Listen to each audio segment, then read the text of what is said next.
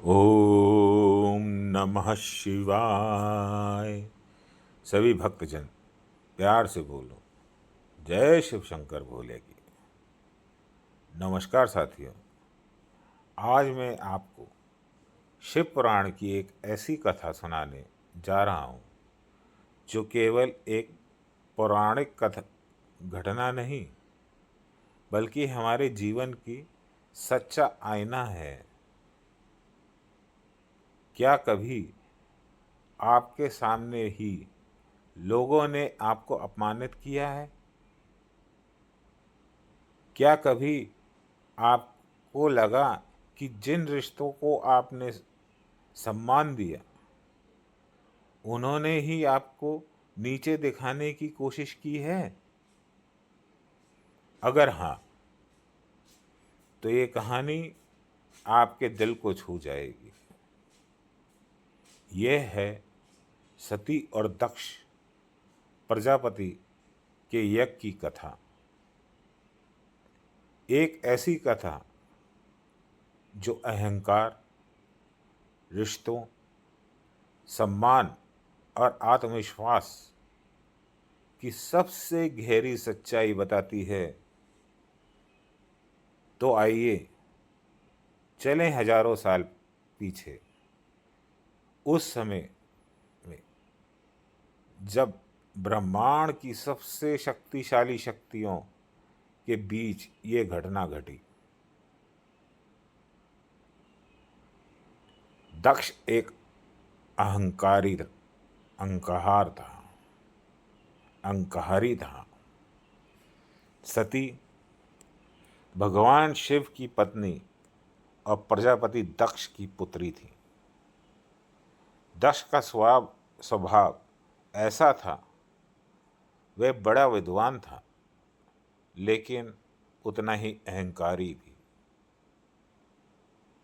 उनका मानना था कि शिव जी तो एक अघोरी हैं, भस्म रमाने वाले हैं, जिनका कोई घर नहीं, कोई ठिकाना नहीं। यहीं से शुरू होता है अहंकार का खेल। दक्ष ने एक भव्य यज्ञ का आयोजन किया। सारे देवता, ऋषि, महर्षि बुलाए गए, लेकिन शिव और सती को आमंत्रण नहीं भेजा गया। सोचिए कैसा लगता है जब पूरा परिवार एक साथ हो और आपको जानबूझकर अलग कर दिया जाए। सती का आहत होना। सती को जब ये पता चला तो उसका दिल टूट गया। उन्होंने सोचा, मैं प्रजापति दक्ष की बेटी हूँ, क्या मुझे अपने घर जाने के से कोई रोक सकता है? वह शिवजी जी से बोली, स्वामी, मैं अपने पिता के यज्ञ में जाना चाहती हूँ। शिव ने शांत स्वर से कहा, देवी, जहां अपमान हो वहां जाना उचित नहीं। लेकिन सती का हृदय की एक छोटी बेटी का भाव था, वह चली गई। जैसे ही सती पहुंची, वहां का माहौल बिल्कुल अलग था। किसी ने आदर नहीं किया, कोई खड़ा भी नहीं हुआ, और दक्ष अपने ही अहंकार में बोला, ये शिव कौन है?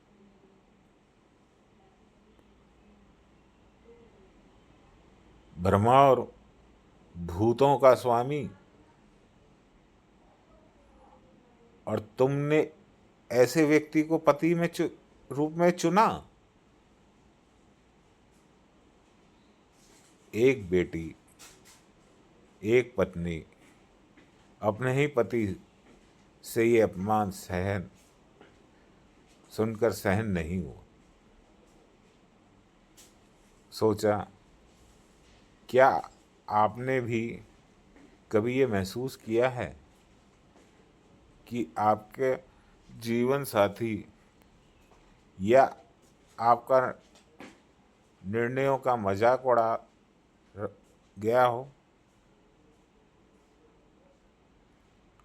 आपका आत्मसम्मान को चोट पहुँचाने गई हो? सती का आत्मध्याव। सती ने सोचा, आज मेरे शरीर ही मेरे लिए बोझ है, क्योंकि इसी ने मुझे मेरे स्वामी के सम्मान के खिलाफ खड़ा कर दिया। उनको सबका सम्मान अग्नि में प्रवेश और आत्मदाह करके लिया। पूजा यज्ञ स्थल सब स्तब्ध हो गए, देवता मौन रह गए और वहाँ केवल एक सन्नाटा छा गया। जब ये समाचार भगवान शिव तक पहुंचा तो उनका ध्यान टूट गया। उनकी आंखों से आंसू निकले और फिर उनके क्रोध से जाग उठा। शिव ने अपनी जटा से वीरभद्र और महाकाली को उत्पन्न किया। उन्हें आदेश दिया, जाओ और उस यज्ञ को नष्ट कर दो जिसने मेरी सती को अपमान किया है। वीरभद्र पहुंचे और यज्ञ स्थल की तहस नहस कर दिया, दक्ष का सिर काट दिया। बाद में जब देवताओं ने प्रार्थना की तो शिव ने दक्ष का पुनः जीवन दान दिया, लेकिन बकरी का सिर लगा दिया था। ये था अहंकार का अंत।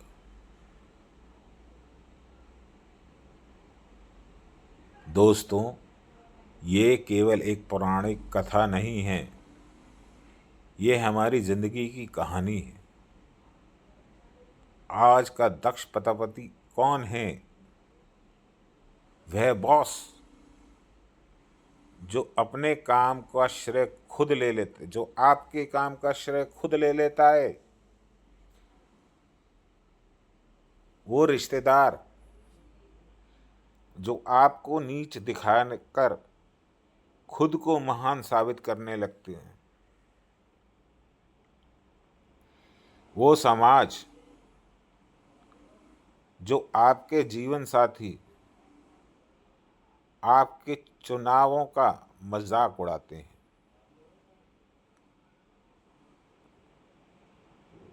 सती का दर्द आज भी हर इंसान महसूस करता है। जब कोई पत्नी अपने पति के लिए खड़ी होती है लेकिन परिवार उसका सम्मान नहीं करता,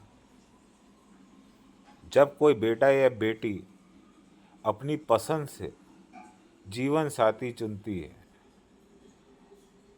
तो परिवार उनको अपनाता नहीं है, उनका अपमान करता है। शिव का मौन आज की सच्चाई है। कभी कभी हम चुप कर जाते हैं। लोग सोचते हैं कि हम कमज़ोर हैं, लेकिन असल में हम सही समय का इंतज़ार कर रहे होते हैं। और वीरभद्र क्या है? हमारे भीतर की वो ताकत है जो अन्याय सहन नहीं करती। जब हमारे सब्र का बांध टूटता है तो हम भी अपने जीवन के यज्ञ को बदल सकते हैं। इस कथा में हम 5 बड़ी सीखें मिलती हैं। अहंकार चाहे कितना भी बड़ा हो, उसका अंत निश्चित है। दूसरा, रिश्तों में सम्मान सबसे बड़ी पूंजी है।